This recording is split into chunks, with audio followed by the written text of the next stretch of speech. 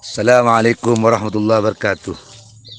Pada kesempatan ini saya akan menjelaskan tentang pendidik dalam pendidikan Islam. Pendidik didefinisikan sebagai seorang yang mengajarkan, memberikan pemahaman, memberikan keterampilan dan pengalaman bagi peserta didik atau siswa dalam atau berkaitan dengan ilmu agama Islam. Pengertian pendidik dikaitkan dengan bidang tugas, pekerjaan dan tanggung jawab yang melekat pada dirinya. Ini menunjukkan bahwa pendidik adalah seorang profesi dan keahlian tertentu yang melekat pada seorang yang tugasnya berkaitan dengan pengajaran dan pelajaran pendidikan Islam. Dalam Islam, pendidik itu pertama adalah orang tua yang secara kodrat ditakdirkan menjadi orang tua bagi anak-anaknya dan bertanggung jawab dalam mendidik anak-anaknya.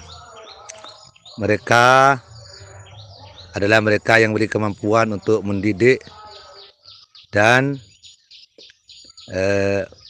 mengajari anak-anaknya untuk satu tujuan, yaitu menjaga anak-anaknya dari perbuatan-perbuatan yang dilarang oleh Islam, oleh Allah, berdasarkan hadis Rasulullah SAW.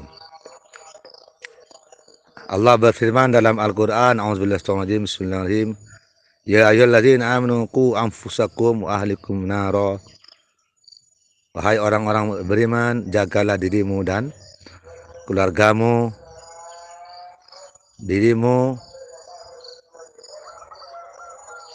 dan keluargamu di api neraka.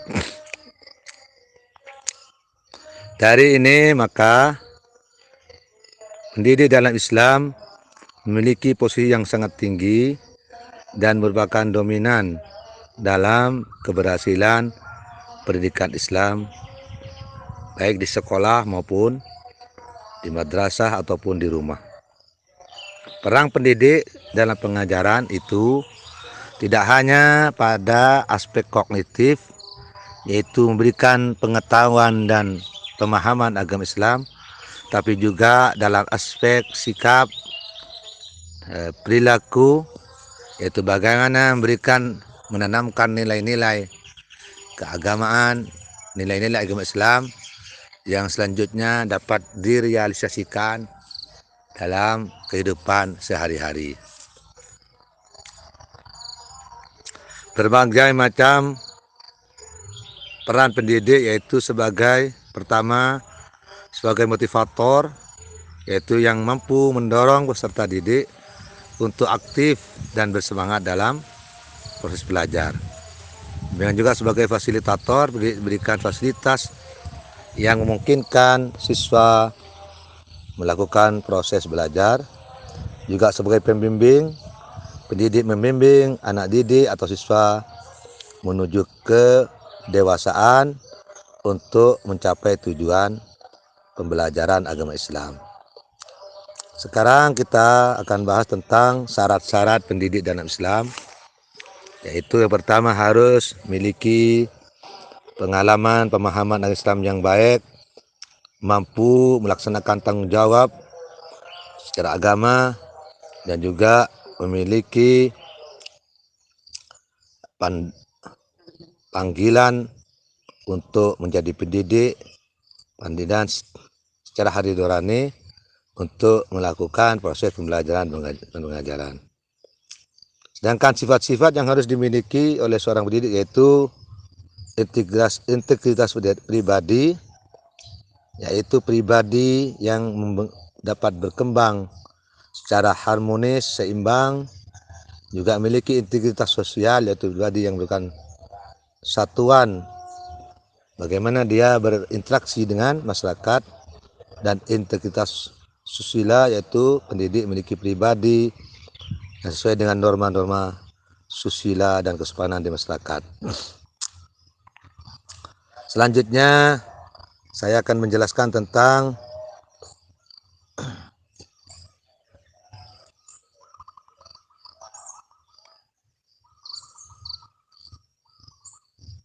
bahwa pendidik dan dalam mendidik anak didiknya memiliki tugas pertama, yaitu membentuk kepribadian peserta didik yang seimbang sesuai dengan cita-cita dasar negara Pancasila. Yang kedua, pendidik membimbing, mengarahkan peserta didik menuju arah kedewasaan. Yang ketiga, pendidik sebagai penghubung antara peserta didik dengan masyarakat. Yang keempat, pendidik sebagai administrator, manajer dalam proses pembelajaran. Yang kelima sebagai pemimpin. Itu bagaimana dia memimpin peserta didiknya untuk mencapai tujuan pembelajaran. Setelah itu, dengan demikian, maka tugas-tugas pendidik yang pertama yaitu seorang pendidik harus memiliki pengetahuan dan pemahaman keagamaan yang mendalam sehingga dia bisa menjelaskan pendidikan agama Islam dengan baik dan secara luas dengan memberikan contoh-contoh konkret dalam kehidupan nyata peserta didik. Yang kedua, membimbing peserta didik dalam artian yaitu memberikan pengenalan, pemahaman peserta didik mengenai kebutuhannya, bakat minat, sehingga dapat dikembangkannya dalam kehidupan sehari-hari. Yang ketiga, tugas peserta didik yaitu menciptakan suatu situasi atau keadaan untuk mencapai tujuan pendidikan. Artinya situasi yang dengan tindakan-tindakannya dapat melaksanakan atau menyelenggarakan proses pendidikan agama Islam dengan baik dan hasil yang memuaskan. Sementara itu, tanggung jawab peserta didik dalam perspektif Islam yang pertama yaitu tanggung jawab moral. Tanggung jawab ini pendidik memiliki tanggung jawab untuk membimbing, mengarahkan, dan menunjukkan moral peserta didik. Dia bertanggung jawab untuk kebaikan peserta didik dalam perspektif moral Islam. Artinya dia juga dalam konteks ini memiliki tanggung jawab agar dia bisa menanamkan nilai-nilai moral Islam, memberikan contoh dalam kehidupan sehari-hari, dan merealisasikannya dalam konteks kehidupan siswa atau anak didik dalam kesehariannya. Yang kedua, tanggung jawab dalam bidang pendidikan Islam, bahwa pendidik memiliki tanggung jawab dalam perspektif pendidikan. Dia memiliki tugas tanggung jawab agar peserta didik atau siswa memiliki kesuksesan dalam pendidikan Islam, sukses dalam semua aspek pendidikannya, baik berkaitan dengan kognitif, afektif, dan psikomotorik. Yang ketiga, tanggung jawab kemasyarakatan. Artinya seorang pendidik atau guru dalam pendidikan Islam memiliki tanggung jawab agar siswa-siswanya memiliki interaksi dan hubungan yang baik dengan masyarakat sekitarnya.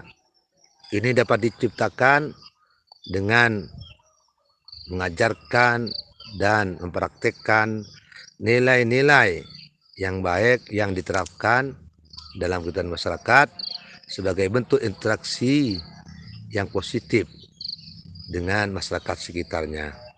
Artinya, pendidik memiliki tanggung jawab agar siswa-siswanya memiliki kontribusi dan manfaat nyata dalam mengembangkan dan memperkuat kehidupan masyarakat sehingga dapat meningkatkan kehidupan kesejahteraan masyarakat sekitarnya.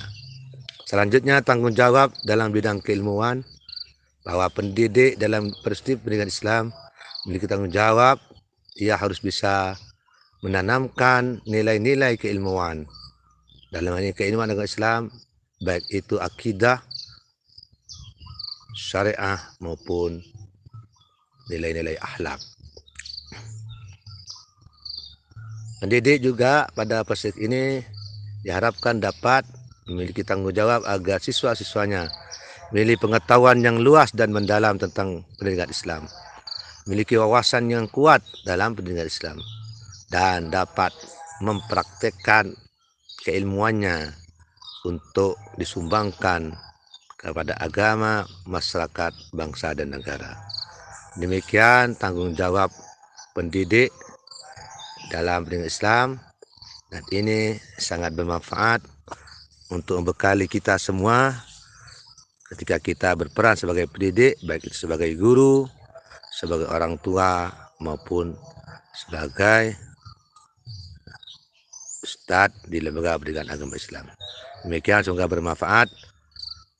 Saya berharap agar para pendengar, para penonton pada channel YouTube ini